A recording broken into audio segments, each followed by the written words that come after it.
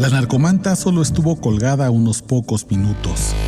Menos de 20, según los policías en el centro de la alcaldía. Unos 6 hombres embosados desplegaron a toda velocidad una tela blanca de unos 2,5 metros de largo y 1 de alto, que rápidamente colocaron sobre las grandes letras turísticas de la demarcación, justo entre la primera A y la C de Tláhuac, al oriente de la Ciudad de México. Los encargados de esa misión sabían que la narcomanta no duraría mucho tiempo a la vista de quienes caminaban por esa zona el 22 de marzo de 2022. La policía la quitaría rápidamente, pero eso no les importaba, porque en realidad la intención era otra: fotografiar el mensaje apenas fuera desplegado y distribuir esa imagen por redes sociales.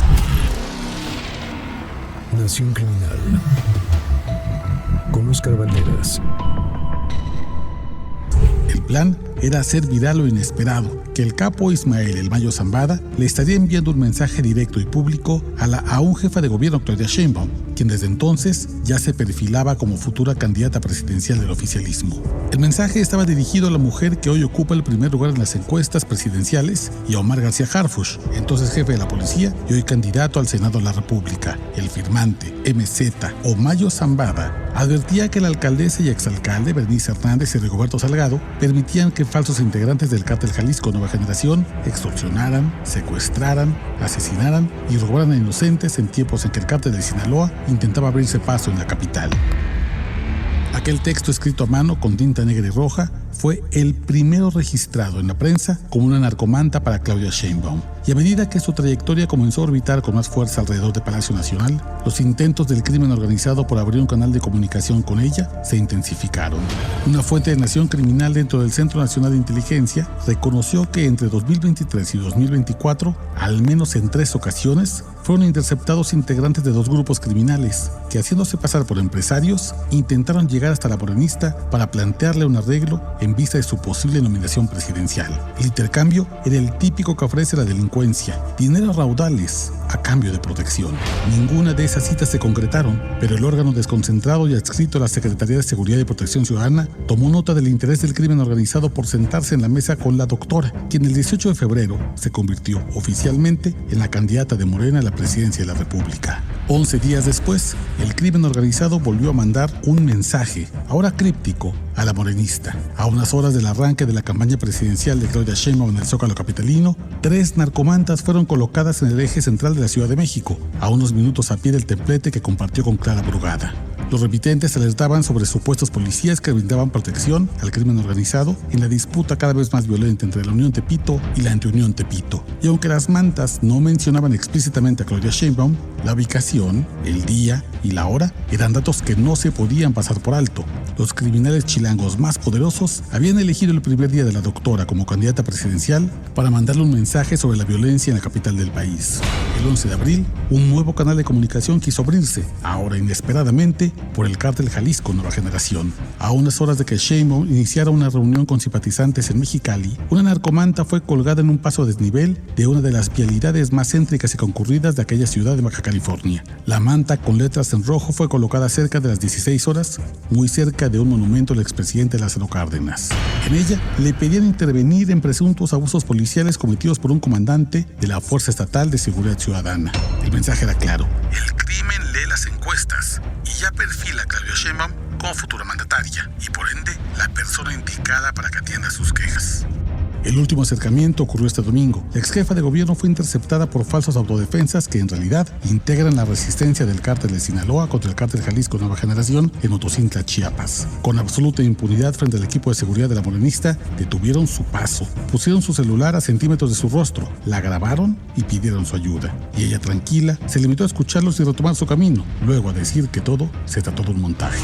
La terquedad del crimen y su descaro, bien vale que nos hagamos una pregunta: si así se comportan frente a la candidata presidencial puntera, ¿cómo llegan hasta nominados a presidentes municipales y diputados? Es una pregunta que da miedo. Óscar Valderas, ¿cómo estás? Bien, hermano, muy bien. Todo en orden. Buenos días. Ayer muy temprano, al inicio de este espacio, por ahí de las 7 de la mañana, platicábamos pues de esta retención o bueno, me decían aquí, impedimento en el desplazamiento, si no se quiere utilizar la palabra retención, a Claudia Sheinbaum por sujetos enmascarados en Chiapas. La detuvieron.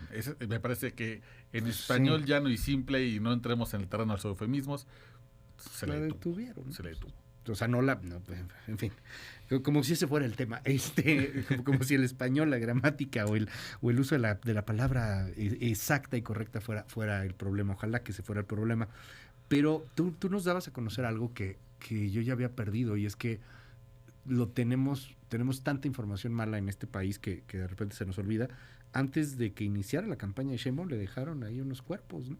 Bueno, exactamente. Aquí en la Ciudad de México. Aquí en la Ciudad de México, tres narcomantas con cuerpos horas antes, a minutos, caminando 5 minutos, caminando de la plancha del Zócalo, donde ella comienza su campaña presidencial junto con Clara Brugada, que inicia la suya para jefa de gobierno, pero ya hay varios antecedentes.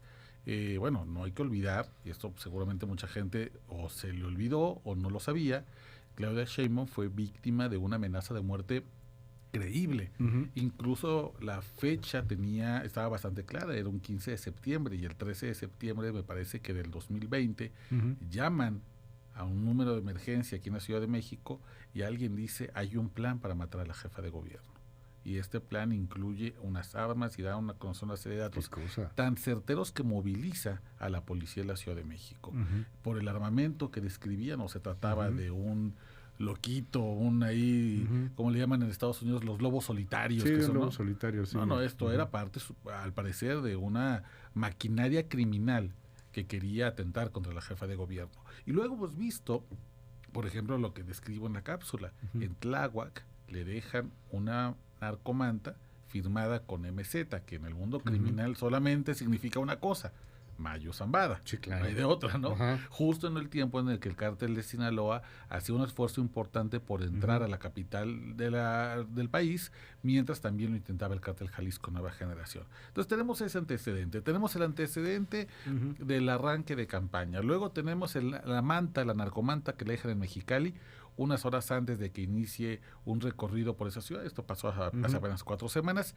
Y el último que conocemos pues fue esta detención que hacen hombres capuchados, que no son otra cosa más que falsas autodefensas, disfrazados de lo que de pobladores, de campesinos supuestamente preocupados por el avance del cártel Jalisco Nueva Generación, y que pertenecen, y no hay de otra ahí, por el municipio muy particular, al cártel de Sinaloa. Pero entonces, fíjate, Luis, tienes ya una combinación importante.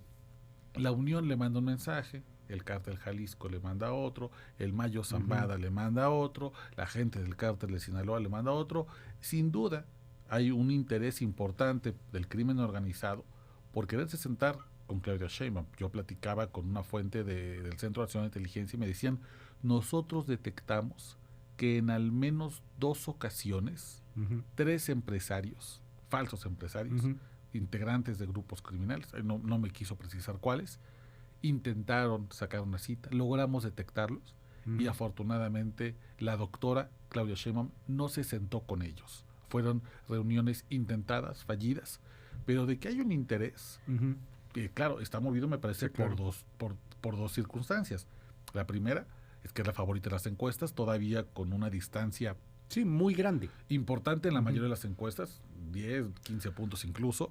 Y segundo, que el crimen organizado, a diferencia de un grupo terrorista, no le interesa gobernar este país. Lo que le interesa es que sus socios lo hagan para que ellos entonces cobren el dividendo, una especie como de inversionista que nomás está viendo que se generen las condiciones para que haya suficiente saldo y entonces recojas la ganancia. Tenemos, gracias al desastre que estamos viviendo y a un país en donde nunca le hemos querido entrar de lleno al tema del combate al crimen organizado, siempre ha sido quien vio la película de Disney, El crimen organizado, como Bruno. Ándale. No se habla de Bruno. O sea, ¿para qué hablas de Bruno? Calladito de Bruno, no, todo está bien. Nos hemos hecho estúpidos durante mucho tiempo con este problema. Y en este momento de tanta nostalgia al pasado, querido Oscar, siento que hay quien quiere revivir la Pax Narca. Desde los sacerdotes que dicen hay que sentarnos, negociar, pactar, tratar de llegar a un acuerdo para que haya menos matazones, hasta el mismo presidente de la República, ¿no? Que prefiere cerrar los ojos frente a la realidad que nos está rebasando. Hoy, ganara quien ganara, se puede hacer otra Pax Narca, porque pues tú lo has seguido, lo sigues en Territorio Rojo, en YouTube.